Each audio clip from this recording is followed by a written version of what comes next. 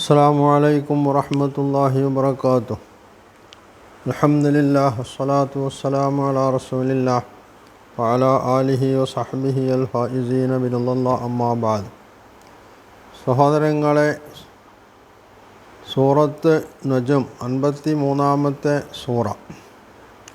ഈ സൂറയുമായി ബന്ധപ്പെട്ടാണ് കഴിഞ്ഞ എപ്പിസോഡിൽ നമ്മൾ ചില സംഗതികൾ പറഞ്ഞത്. ഇവിടെ ജബ്ബാർ പറയുന്ന കാര്യം, ഖുർആനിലെ പല സൂറത്തുകളും അത് മക്കയിൽ അവതരിച്ചതാണോ മദീനയിൽ അവതരിച്ചതാണോ എന്ന് മുഫസ്സിറുകൾക്ക് പോലും അറിയുകയില്ല. അല്ലെങ്കിൽ മുഫസ്സിറുകൾ അതിൽ വ്യത്യസ്ത അഭിപ്രായങ്ങൾ പ്രകടിപ്പിച്ചിട്ടുണ്ട് എന്നതാണൊന്ന്. എന്തുകൊണ്ടാണ് ഈ അഭിപ്രായ വ്യത്യാസത്തിന് കാരണം? അത് മനസ്സിലാക്കപ്പെടേണ്ടതാണ്. ഖുർആൻ മക്ക ജീവിതത്തിൽ നബി സല്ലല്ലാഹു അലൈഹി വസല്ലമയുടെ മക്ക ജീവിതത്തിലും മദീന ജീവിതത്തിലുമായിട്ടാണ് അവതരിച്ചിട്ടുള്ളത് എന്നത് ഖുർആനുമായി ബന്ധപ്പെട്ട ആളുകൾക്കൊക്കെ അറിയാവുന്നൊരു കാര്യമാണ്. എന്നാൽ ഇത് കൃത്യമായി മക്കയിൽ അവതരിച്ചതാണ് അല്ലെങ്കിൽ മദീനയിൽ അവതരിച്ചതാണ് എന്ന് ചില ആയത്തുകളെ സംബന്ധിച്ച് അതുപോലെ ചില സൂറത്തുകളെ സംബന്ധിച്ചും കൃത്യമായി രേഖപ്പെടുത്തി വച്ചിട്ടില്ല എന്നുള്ളതാണ്. കാരണം നബി സല്ലല്ലാഹു അലൈഹി വസല്ലം ആ കാര്യം രേഖപ്പെടുത്താൻ സഹാബികളോട് നിർദ്ദേശിച്ചിട്ടുണ്ടായിരുന്നില്ല. അവരോട് ഖുർആൻ രേഖപ്പെടുത്തി വെക്കാൻ നിർദ്ദേശിച്ചു. എന്നാൽ നബി സല്ലല്ലാഹു അലൈഹി വസല്ലമയുടെ കൂടെ ജീവിച്ച മക്കയിൽ ജീവിച്ച ആളുകളിൽ മക്കയിൽ അവതരിച്ച സൂക്തങ്ങൾ അല്ലെങ്കിൽ അധ്യായങ്ങൾ അത് അവർക്ക് കൃത്യമായിട്ട് അറിയാമായിരുന്നു. അതവർ രേഖപ്പെടുത്തിയിട്ടുമുണ്ട്. അതുപോലെ തന്നെ മദീനയിലും. എന്നാൽ ഈ അഭിപ്രായ വ്യത്യാസം വരുന്നത് ഇവരിൽ നിന്ന് പിന്നീട് ഇത് ഉദ്ധരിക്കുന്ന ആളുകൾക്കാണ്. അത് സ്വാഭാവികവുമാണ്. ഒരു സംഗതി മറ്റൊരാളിൽ നിന്ന് ഉദ്ധരിച്ചു വരുമ്പോൾ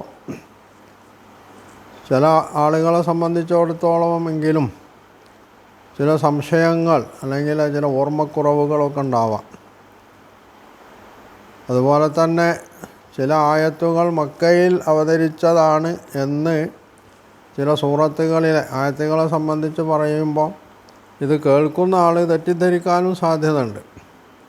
എന്നാൽ ഈ എവിടെ അവതരിച്ചു, ഖുർആനിൻ്റെ ഇന്ന ഭാഗം എവിടെ അവതരിച്ചു എന്ന് അറിയുക എന്നുള്ളത് വളരെ മർമ്മപ്രധാനമായിട്ടുള്ള അടിസ്ഥാനപരമായ ഒരു സംഗതിയാണോ?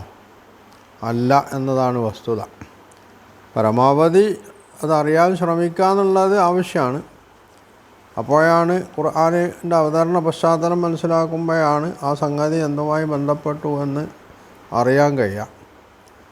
പക്ഷേ ഈ അഭിപ്രായ വ്യത്യാസമുള്ള പല കാര്യങ്ങളും പലപ്പോഴും അത്ര അവതരണ പശ്ചാത്തലം മനസ്സിലാക്കപ്പെടേണ്ടതില്ലാത്ത സംഗതികളാണെന്നുള്ളതാണ് വസ്തുത. മൗലികമായ അടിസ്ഥാനപരമായ സംഗതികൾ മക്കയിൽ അവതരിച്ചാലും മദീനയിൽ അവതരിച്ചാലും അതൊന്നു തന്നെയാണ്. ഉദാഹരണത്തിന് തൗഹീദുമായി ബന്ധപ്പെട്ട, ശിർക്കുമായി ബന്ധപ്പെട്ട, കുഫറുമായി ബന്ധപ്പെട്ട, പ്രവാചകത്വവുമായി ബന്ധപ്പെട്ട, പരലോകവുമായി ബന്ധപ്പെട്ട ഇങ്ങനെയുള്ള കാര്യങ്ങളിലാണ് മിക്കപ്പോഴും ഈ അഭിപ്രായ വ്യത്യാസങ്ങൾ ഉണ്ടാകുന്നത്. നിയമപരമായിട്ടുള്ള സംഗതികളാവുമ്പോൾ അതിന് കുറേ കൂടി വ്യക്തത ഉണ്ട് എന്നുള്ളതാണ് വസ്തുത. എന്നാൽ ഈ അവതരണ പശ്ചാത്തലം മാത്രം പരിഗണിക്കപ്പെടേണ്ടതുണ്ടോ എന്നതും പണ്ഡിതന്മാർ ചർച്ച ചെയ്തിട്ടുള്ള സംഗതിയാണ്. ഒരു സംഗതി ഒരു പശ്ചാത്തലത്തിൽ അവതരിക്കുന്നു എന്നതുകൊണ്ട് അത് ആ ഒരു പശ്ചാത്തലത്തിലേക്ക് മാത്രം ബാധകമായിട്ടുള്ള സംഗതിയാണ് എന്നല്ല മുസ്ലിം സമൂഹം അവരുടെ പണ്ഡിതന്മാർ ഇതുമായി ബന്ധപ്പെട്ട് പറഞ്ഞിട്ടുള്ളത്. അതുകൊണ്ട് അത്ര പ്രാധാന്യമേ അതിനുള്ളൂ എന്നതാണ് അതിൻ്റെ വസ്തുത. എന്നിട്ടും മറ്റ് വേദഗ്രന്ഥങ്ങളിൽ നിന്നൊക്കെ വ്യത്യസ്തമായി ഇത്ര എങ്കിലും സൂക്ഷ്മമായി കാര്യങ്ങൾ രേഖപ്പെടുത്തി വച്ചിട്ടുണ്ടെങ്കിൽ അത് കുറിക്കുന്നത് വിശുദ്ധ ഖുർആനിൻ്റെ മഹത്വത്തെയാണ് എന്നതാണ് വസ്തുത. മറ്റൊരു സംഗതി ജബ്ബാർ പറയുന്നത്, അത് സാധാരണ മൂപ്പരുടെ പല്ലവിയാണ്. ഖുർആനിൽ നിന്ന് സാധാരണഗതിയിൽ ഒരു കാര്യവും മനസ്സിലാവില്ല. എന്തൊക്കെയോ വാരി വലിച്ചിട്ട് എഴുതി രേഖപ്പെടുത്തിയിട്ടുള്ള ഇതിനെ പറ്റിയാണ് പറയുന്നതെന്ന് പോലും മനസ്സിലാവില്ല എന്നാണ് ജബ്ബാറിൻ്റെ പരാതി. ഇത് ജബ്ബാർ യഥാർത്ഥത്തിൽ അദ്ദേഹത്തിനുള്ള പരാതി പറയുന്നതല്ല.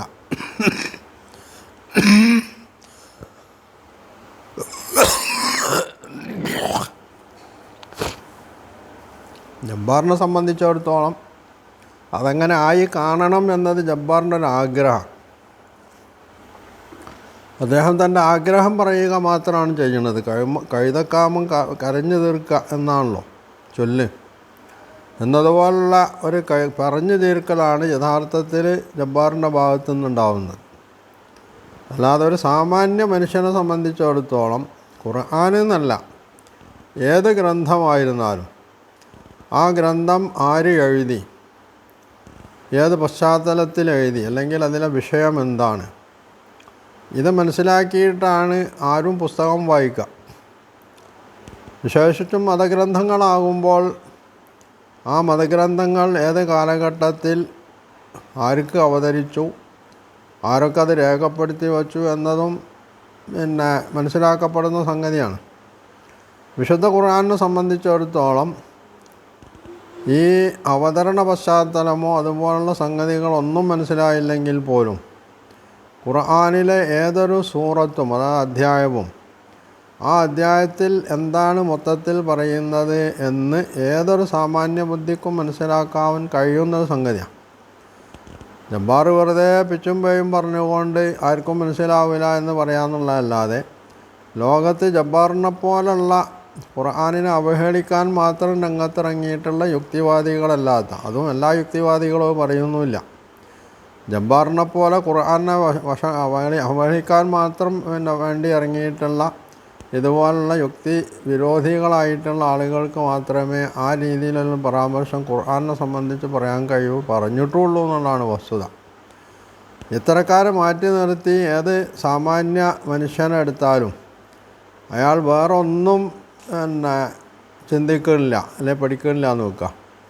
ഖുർആൻ എന്നത് മുഹമ്മദ് നബി സല്ലല്ലാഹു അലൈഹി വസല്ലമക്ക് അവതരിച്ചിട്ടുള്ള ഗ്രന്ഥമാണെന്നും അത് അള്ളാഹുവിലേക്ക് ക്ഷണിക്കുന്ന മനുഷ്യരെ അള്ളാഹുവിലേക്ക് ക്ഷണിക്കാൻ വേണ്ടി അവരുടെ ജീവിതത്തിൻ്റെ മാർഗദർശകമായി ഇറങ്ങിയിട്ടുള്ളൊരു ഗ്രന്ഥമാണെന്നും മനസ്സിലാക്കുന്ന ഏതൊരു മനുഷ്യനെ സംബന്ധിച്ചിടത്തോളവും ഖുർആനിലെ ഓരോ അധ്യായത്തിലും പറയുന്ന സംഗതി ആ അധ്യായം വായിക്കുമ്പോൾ സാമാന്യമായിട്ട് ആ മനുഷ്യന് മനസ്സിലാവും.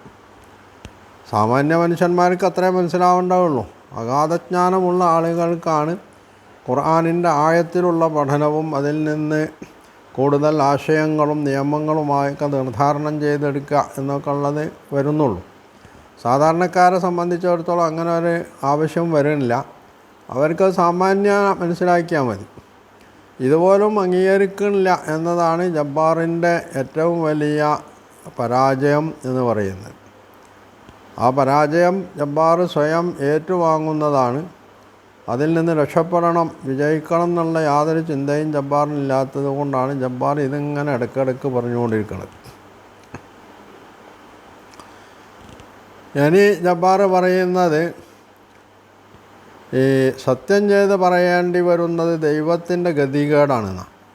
അതിനെപ്പറ്റി നേരത്തെ നമ്മൾ പറഞ്ഞിട്ടുണ്ട്. അങ്ങനെയുള്ളൊരു ഗ്രന്ഥം എന്തുകൊണ്ട് ലൗഹുൽ മഹ്ഫൂദിൽ നേരത്തെ എഴുതി രേഖപ്പെടുത്തി വെച്ചു എന്നൊരു ചോദ്യമുണ്ട് ജബ്ബാറിന്. ജബ്ബാർ എന്നല്ല, ജബ്ബാറിനെ പോലുള്ള ആരും, ഇനി ജബ്ബാറിനെ പോലുള്ളവരല്ലാത്തവർ മനസ്സിലാക്കേണ്ട ഒരു സംഗതി അള്ളാഹുവിനെ സംബന്ധിച്ച് നമ്മൾ എന്ത് കാഴ്ചപ്പാട് പുലർത്തുന്നു എന്നുള്ളതാണ്. ജബ്ബാർ പിന്നെ അല്ലല്ല, ദൈവമല്ല. അതുകൊണ്ട് തന്നെ ദൈവത്തിന് ലൗഹുൽ മഹ്ഫൂദ് ഉണ്ടാവില്ല, ദൈവം അങ്ങനെ രേഖപ്പെടുത്തി വെച്ചിട്ടുണ്ടാവില്ല. അതവിടെ നിൽക്കട്ടെ. പക്ഷെ ദൈവവിശ്വാസികൾ ദൈവത്തെ അള്ളാഹുവിനെ കാണുന്നത് എങ്ങനെയാണ്?